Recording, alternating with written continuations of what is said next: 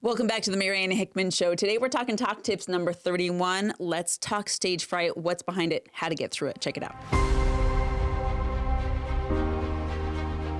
So let's understand first and foremost, what is stage fright, right? And the reason I want to go into this first is because the tools to get rid of it require you to understand exactly what's happening. So we've got the stage, which usually means you're going to be up in front of somebody live. You've got people in front of you, and whether it's 5 people or 50 people or 500 people. And what's funny is that people have stage fright, oftentimes depending on the size of the audience. I'll have people with stage fright in front of 5 people and that are fine in front of 5,000.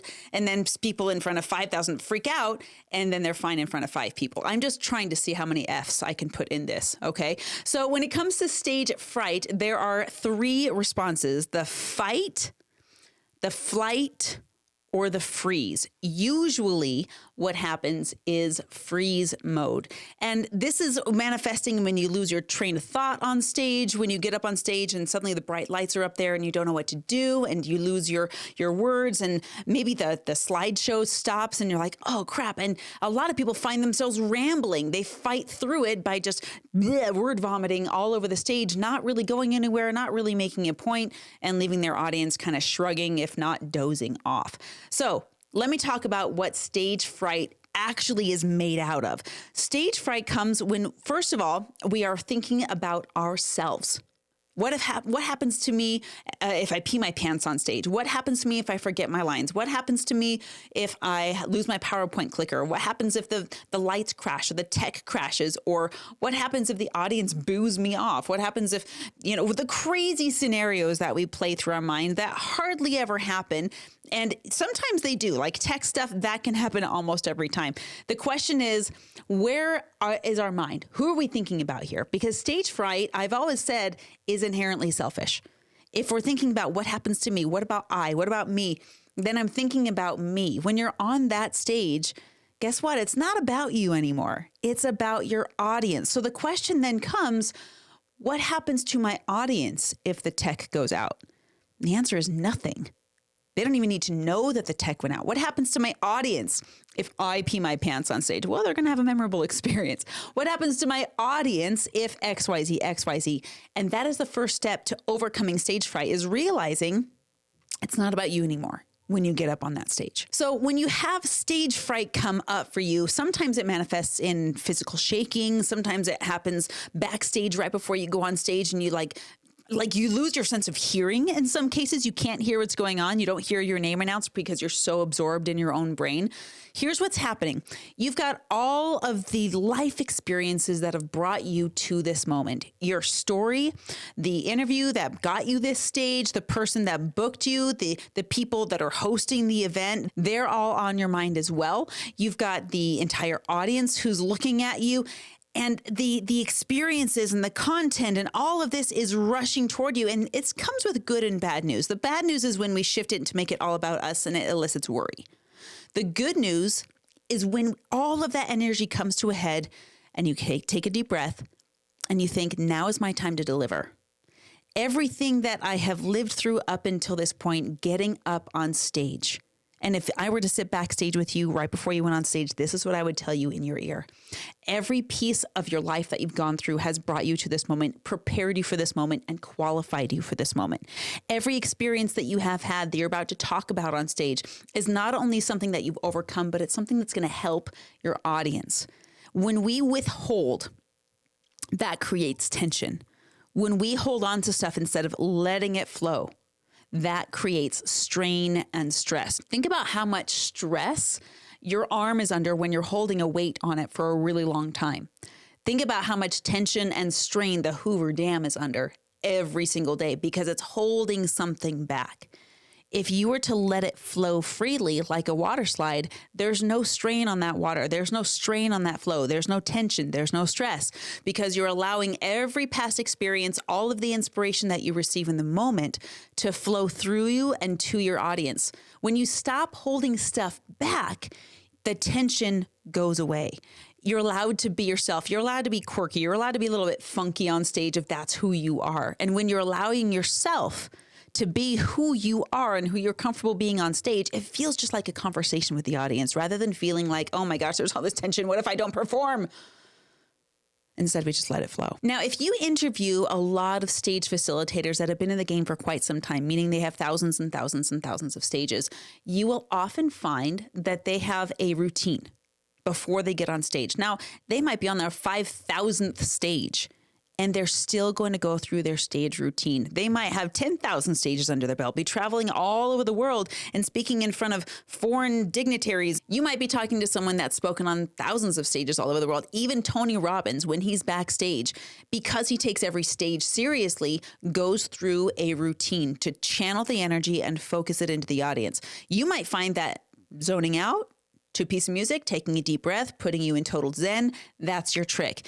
You might find that jumping on a little trampoline backstage like Joseph McClendon, that's your trick. You might find a little token backstage. For me, when I was in theater, we used to have this little black hand, this slap print above the door. And every time we went to go on stage, we would jump up and slap that handprint to kind of give us good luck for the stage. And it would put us in this routine. It would put us in this mechanism. It would put us in this almost hypnotic way of thinking, because when we're doing that routine, we know we're going to be just fine. And everything's going to go exactly as we planned. If it's not, it's going to go better. And this is a strange belief. Think about this. What if your tech fails? So what? You can deliver powerfully if you're prepared. What if your prompts on the screen go away? Guess what? It's not about the prompts on the screen. It's about what's in your heart. And you might even deliver a more powerful message if you lose your outline. So whatever happens in that moment, and I'm a firm believer in this, is because it's meant to provide a more powerful experience for the audience. And let me get real with you for just a second. You might just be answering someone's prayer in that audience. Usually people go to events looking for answers, and oftentimes those people are on their last hope.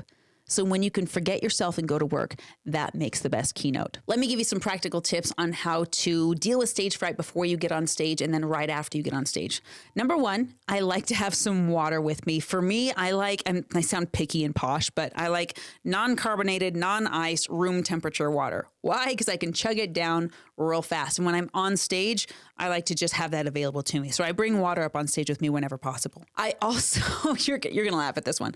So when I was in theater in high school, I had this vocal warm-up routine that was comprised of all of these places on the map. And every time before we would get on stage to practice our diction so that we wouldn't trip over our words on stage when we were delivering our lines. And it went like this. And feel free to cut this out and just practice this portion. Okay, so here it goes. This is what it sounded like. We had this little rhythm going. We said Panama and the big Mississippi and the town of Honolulu and the Lake Titicaca. The Popocatépetl is not in Canada, rather in Mexico, Canada, Malaga, Rimini, Brimici, Canada, Malaga, Rimini, Brimici. Yes, Tibet, Nagasaki, Yokohama, Nagasaki, Yokohama. And this is what I used every time I went on stage. And it made me laugh because when people would kind of trip their way through it, it defeated the purpose of the exercise. I learned through just my nerddom that every single thing in that little vocal warm-up is a specific point on the map. And if people don't practice that correctly, they're going to mispronounce and missay. And now no longer do you have points on the map. You have just a stuttering of words, which says that you're not being very clear in your diction. And when you're not clear in your diction, it defeats the purpose of the diction exercise. So feel free to use that one. Grab that one out. Let me know if you like it or if you used that one before or a different one in the comments. I want to hear about it. But that's an exercise I used to get my mouth muscles warmed up. If you're going to go to the gym, it's great for you to stretch first. If you don't stretch first, you're going to have injury. The same goes with the vocal makeup of your mouth, your tongue, your cheeks, your lips. They're all muscles that need to be trained to have muscle memory to orate well. So practice that diction routine, and that will help you not stumble over your words on stage. Okay, here's another thing you can do right when you get on stage to help you eliminate stage fright by engaging with your audience. Because I don't know about you, it's way easier for me, especially in the beginning, to interact with one person at a time. First, don't ever think of your audience as a group of people. Think of it as one person at a time times 100 or times 700 or times how many people are in your audience. It makes it way easier for me if I'm talking to one person at a time to not only connect with the audience, but it eases any nerves because I'm just talking to this person. And what's crazy is when people see you do that, they lean in. They want to know more because subconsciously they're like, oh, she's talking to one, I might be next. Maybe she's talking to me. So use that technique. Here's another technique that I use right out the gate to get the audience to engage with me so it doesn't feel like I'm talking to a brick wall and it doesn't feel like I'm talking to people that are distracted on their phones. Audience engagement. This is why the number one step if your 10-step signature presentation is enrolling questions. When you're on stage and you're delivering those enrolling questions, don't let the audience get away with rhetorical answers because you didn't ask a rhetorical question. Have them raise their hand, have them say yes if the answer is actually yes, and engage with participation. I want them participating because I'm up here participating. So call them out on it nicely, but call them out on it if they don't participate. This is going to get better with time. Your first stage will be like the first time you rode a bike. You're probably going to scrape your knees and it's going to be really messy, and that's okay. Your first stage is meant for that. Your 50th stage is going to be better than your first stage. Your 100th stage is going to be better than your 50th stage. And you're just going to improve and improve and improve if you're paying attention to what works with the audience and what doesn't. If you want to practice getting on what I call low risk stages, here's some things you can do. Number one, go live on social media. Now, you might think that's a high risk stage. It's not. Just go live and set a timer for 2 minutes. 2 minutes isn't very risky when you're live on social media.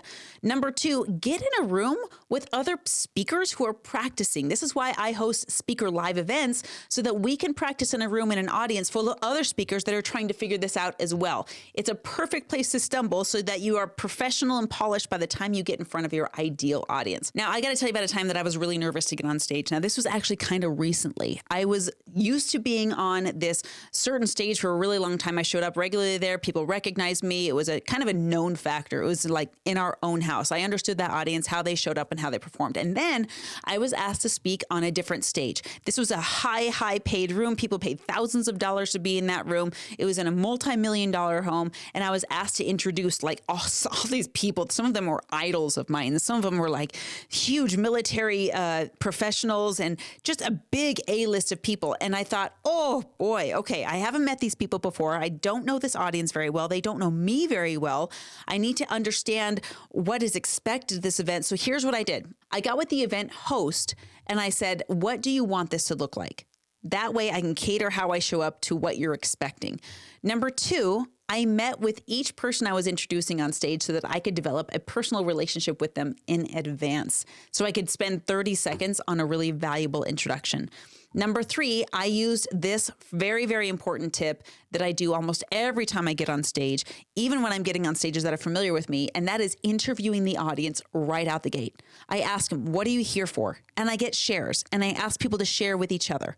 Here's another like pro tip. If you ever see a speaker have the audience share with each other, that is a powerful tool to give yourself a break. If you feel like you fell off your train of thought, if you feel like you need to take a sip of water, if you feel like you need to regather your thoughts because you just went a little bit frazzled, have the audience share what they're learning with each other, and that'll give you a second to recompose, take a breath, decompress a little bit, get a drink of water, and refocus and clear your mind and get clear on what happens next in your keynote. This stage turned out to be so amazing. I connected with so many powerful individuals in the room. I got connected with some of the speakers in the room, and we have ongoing developed relationships because of it. If you were to ask anyone in the room that goes to any event, here's what they would tell you. They would say, this event changed my life. Here's what I learned from the event. See, that's the thing. They're not thinking about you as a speaker, right? If you trip over yourself or not. They're thinking about, how am I changed for the better because I was here? I cannot stress this enough. Keep that in mind when you get on stage. It's no longer about you. It's about them. Let me know in the comments, what was your moment where you freaking nailed it on stage? And I kind of want to know what your biggest stage fail was. We all have them. Looking forward to seeing you on stage, and I'll catch you in the next Talk Tips. Marianne Hickman here again. Listen, I hope super helpful for you. Maybe you'll learn something new. Share with me in the comments what was valuable. Or if you have this whole separate question like, hey, I wanted to know about this. I wanted to know about stage fright. I want to know how about my presentation on stage. I want to know about how to dress on stage. Anything that you want to know that's relevant to growing your business through stages, put in the questions. Because guess what? I go through and answer all of those personally. That's not an agency or a VA. That's me going through and looking at your questions because you are who I am here for. So last thing is I want you to get this database. If you haven't gotten it already, now I've got thousands of downloads on this thing, so maybe you've got it, but if not, make sure you go to mariannehickman.com/database. What that's going to do is take you to a page. You're going to input all of your information. We're going to send the database to you. You're going to request access to it. I keep it locked down so I can make sure I get it to just the right people. And you're going to request access. And then once you have that, you're going to go through and apply to podcasts that have the topic that you'd be an expert speaking on. Here's the thing. I get this database updated twice a week. So there's always new stuff in there. And if you're a podcaster, there's even a list of guests that you can have on your show on that podcast. Maybe you end up doing a podcast swap and you grow your audience that way. Regardless, I want you to get it. So mariannehickman.com/database, and we'll see you in the next Talk Tips.